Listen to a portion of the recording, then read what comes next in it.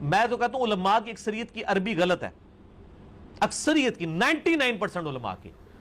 ہاں یہ تو غلط بات ہے، عربی تو آنی چاہیے.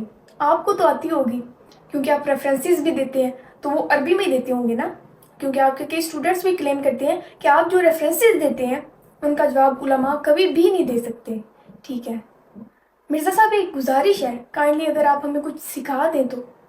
پھر دوسرا سر کوئی کیلے کا ذکر تو قرآن میں ہے، قطوفھا دانیہ، تو قرآن تو پہلے کا نازل ہوا ہے، تو کیلے کا ذکر تو قرآن کے اندر موجود ہے، تو کیلا ویسے کرنی ہے کہ تو نازل ہوا ہے. کیلے کا ذکر تو قرآن میں ہے، قطوفھا دانیہ.